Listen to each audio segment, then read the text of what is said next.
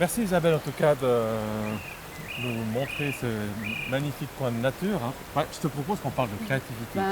Oui, ça me va bien. En tout cas, ça se prête la nature, parce que parler de créativité dans un bureau, bien assis derrière une table, en agitant que nos petites Ouais, neurones, ouais, mais pas nos jambes, ça me parle moins. ouais, je suis d'accord. Bouger, marcher, ouais, voir des chemins peut-être qui ne sont pas nécessairement droits. Voilà, tout droit, Ouais, accepter. des méandres, Ouais, accepter les méandres, les moments d'ombre, de lumière, de pouvoir jouer avec un environnement qui est pas fait à l'équerre, quoi. ouais, Qui est pas absolument. fait à l'équerre. Absolument. Puis, quand tu parlais de créativité, de choses un petit peu tortueuses, ça me fait penser à la ficelle que je t'avais racontée Et quand on s'était vu au restaurant. ah bah on ramène la ficelle. Ah bah oui, 3 bouts de ficelle. 3 bouts de ficelle, Ah, créativité. bah oui, ça me va bien. On Ça y me va va comme bien. ça? On y va On comme parle ça. de ça? On parle de ça. Ok, bah C'est allons-y, parfait. parlons de ça. Allons-y. Ok.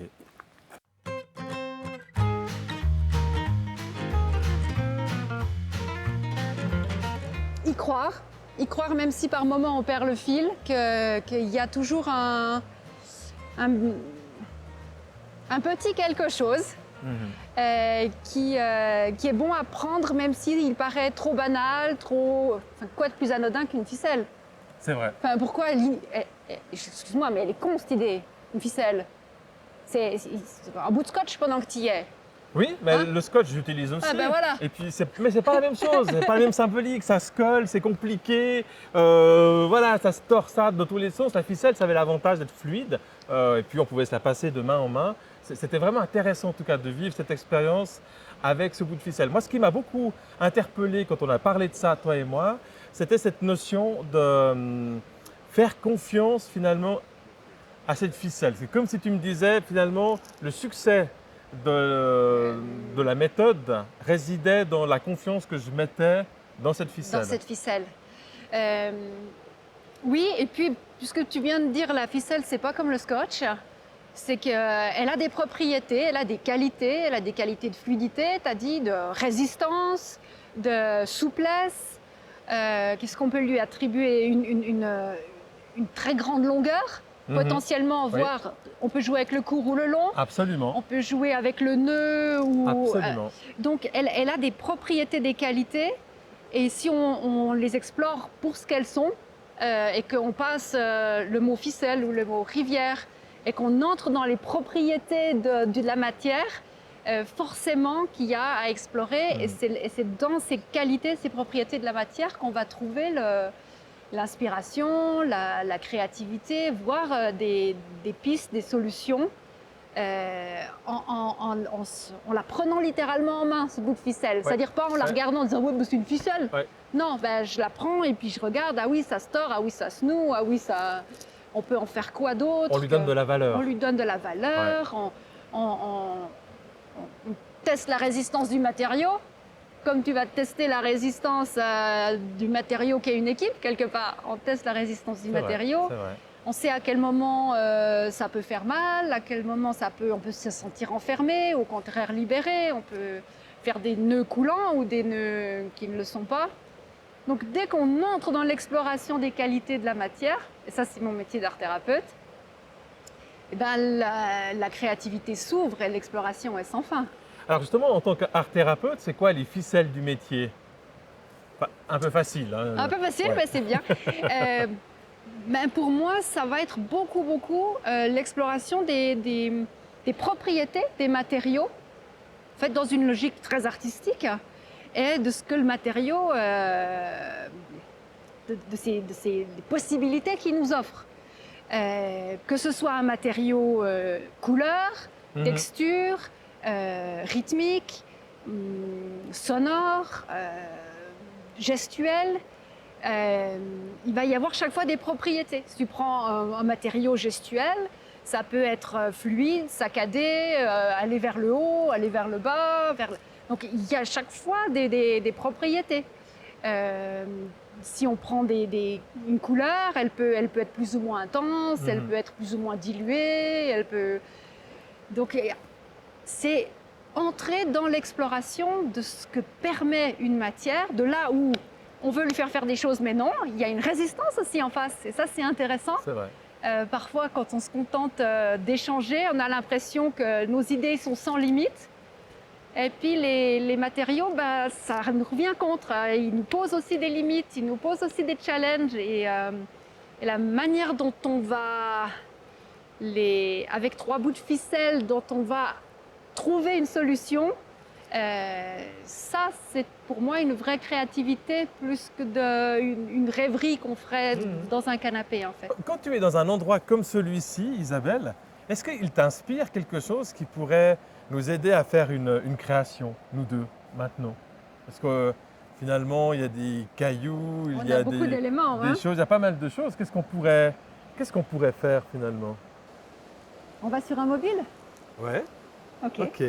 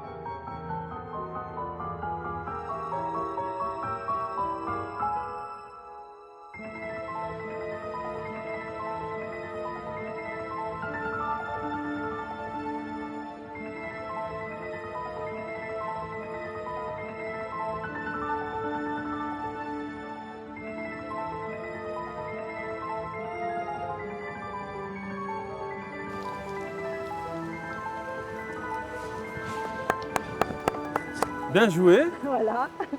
Moi, ce que j'aime bien, c'est le côté solide et fragile des choses. On a deux éléments qui sont un peu plus ancrés, puis quelque chose qui est en dessus, qui est en train de se créer, plus en mouvement, mais qui est plus léger, qui est un peu plus fragile, avec des notions d'équilibre, ces pierres. Alors, ce qui est intéressant, on ne le voit peut-être pas à l'écran, mais ce caillou tient par la force de l'équilibre, Oui, et celui-ci, il triche un peu. Oui, j'avoue que j'ai pas. Mais je me suis dit, on s'est dit, allez, je te propose de faire un mobile. absolument. Puis forcément, la première idée débile qui me passe par la tête, c'est de prendre un caillou, quoi. Bah ouais. Voilà. Moi, j'avais pas pensé du tout Mais au caillou. il fallait assumer l'idée. Absolument. Est-ce que parfois ça t'arrive d'avoir des situations où tu te rends compte que le résultat qui est visible, c'est pas encore tout à fait celui-là, puis qu'il faut aller encore un poil plus loin? Je dis toujours à mes clients, mais soyez exigeants. Vous contentez pas. Vous contentez pas de, ouais, c'est pas mal. Mais en fait, allez-y jusqu'à ce que ce soit réellement OK. Mais c'est pas parfait, mais que là maintenant, oui, c'est OK. J'ai fait avec une équipe, on était parti dans une installation avec des cintres, tu sais, ces cintres de net à sec Oui, voilà. ouais. Puis du coup, on les a tordus, on a fait des sculptures avec, puis on les a installés sur le vélo d'un des participants. Et puis ça rendait pas, parce que le vélo, il y avait trop de la matière, le métal était trop présent, du coup ça rendait rien vraiment. On a joué un peu avec l'ombre. Et puis là pour moi, c'était très important de ne pas se dire merde, c'est loupé, échec, on oublie, super essai, mais là, tu es allé un peu loin dans ton délire. Avec tout le monde qui commençait à se dire mais elle attend quoi de nous? Et là, ce qui était intéressant, c'est qu'on a déplacé les sculptures cintres au sol en jouant avec l'ombre. C'était toujours pas ça. Et puis, dans ces cas-là, moi, je tiens bon dans une logique artistique. Et du coup, j'ai proposé de sortir les téléphones. Et puis, on a fait des photos. Et là, avec l'ombre, la lumière, le mur, en fait, la création, c'était pas une sculpture avec des bouts de fer sur un vélo. C'était une création photo. Mais c'est important à ce moment-là d'être dans une logique de recherche artistique, en fait. Et de tenir bon. Parce que si on lâche, eh ben, ouais, c'était cool ton truc, mais ça sert à rien. Il n'y a pas de satisfaction, il n'y a pas le sentiment d'avoir accompli quelque chose. les personnes restent sur un sentiment d'échec, ça tient à elle qui nous a proposé un truc foireux ou ça tient à nous qui sommes trop nuls. Enfin, non, non, c'est très très important d'arriver jusqu'à une forme de satisfaction. Et moi je leur dis, s'il y a une partie de vous qui dit ouais, non, ben continue quoi. Ouais. Continue jusqu'à ce qu'à intérieurement ça dise ok, comme ça je peux laisser.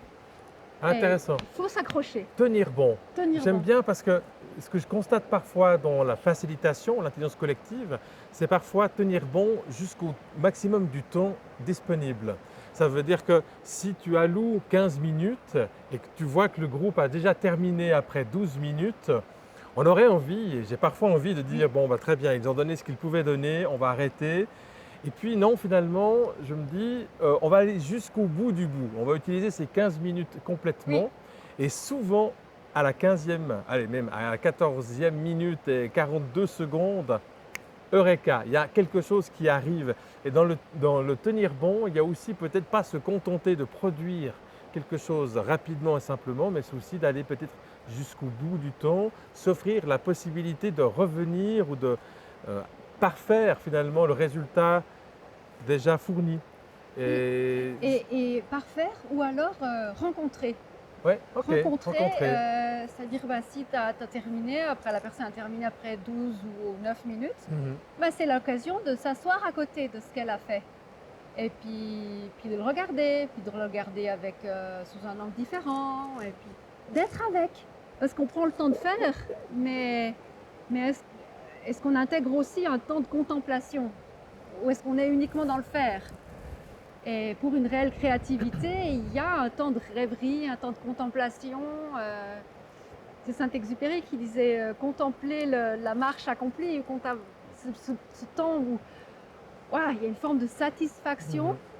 Et puis en étant à côté un petit moment, effectivement, peut-être que la création, elle dit attends là, tu as envie de juste lui ajuster un petit quelque chose, et puis c'est là que ça se passe. Mon soutien pour les impulsions, c'est l'observation. Ton soutien pour les impulsions, c'est l'observation de l'ensemble ou des individus? Le tout. Le tout. Ou de l'ensemble. Si je vois que l'ensemble commence à aller dans la même direction, je dis vous pouvez aussi changer brutalement de direction. Ou si je vois que tout le monde commence à aller au même rythme, je me dis vous pouvez casser le rythme. Donc c'est à la fois des observations individuelles et des observations de groupe. Et puis en les verbalisant à voix haute, je stimule les possibilités en fait. Tu fais marcher les gens dans la salle. Ils marchent. Après, tu en vois un qui change rapidement de direction. Ah, vous pouvez aussi rapidement changer de direction. Vous pouvez et ça, aussi... tu le dis, toi? Oui, puis du coup, je le vois et je le dis à voix haute. Comme une autorisation.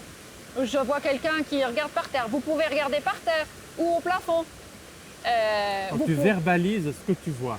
Pour donner des autorisations au reste du groupe. C'est ça. Vous pouvez marcher avec un reculons, parce que tout à coup je vois un qui recule, ou il y en a un qui s'arrête. Vous pouvez vous arrêter un moment avant de repartir, comme ça je m'assure qu'il repart. Mais ce n'est pas des possibilités que je me suis prévues à l'avance, des autorisations que j'allais leur donner. C'est l'observation. C'est un flux permanent. Tu es avec ce qui se passe, et puis je le verbalise. Et tu verbalises. Et puis du coup, ça donne d'autres idées, et puis ça crée une émulation, ça crée un mouvement, ça crée une liberté, et en plus, ça évite d'imposer mes idées. Et étant donné que ça vient d'une observation, je suis certaine que c'est déjà présent. Donc, que ça ne va pas être vivre comme elle nous impose de nous mettre à quatre pattes. Parce que tout le monde a vu qu'il y en a un qui s'est mis à quatre pattes. Donc c'est pas du tout la même chose si ma parole elle vient après. Absolument. Ou si elle vient avant, comme elle veut nous ridiculiser en nous mettant à quatre pattes. C'est pas du tout la même chose. Ok Isabelle, ben voilà, c'est fini. On a expérimenté, parlé, testé. Cette expérience pour toi de parole d'expert, qu'est-ce que tu peux en dire? Ça m'a paru 2 minutes, donc je me réjouis de la voir pour en prendre pleinement conscience. C'était en tout cas un bon moment partagé. Merci beaucoup. Merci à toi. Et puis c'était extrêmement stimulant et j'espère que ça stimulera ainsi d'autres personnes. Ben oui, avec peut-être un dernier conseil que tu pourrais donner ou une recommandation ou Voilà, quelque chose sur laquelle on pourrait terminer cette capsule, parole d'expert. Quel serait ton... Ben, ce qu'on a fait là, prenez le temps de rencontrer ce que vous avez autour de vous, ou les personnes que vous avez autour de vous, ou votre environnement. Prenez réellement le temps de les rencontrer. Voilà. Merci. En tout cas, je suis ravi de t'avoir rencontré. De même, de même. Merci.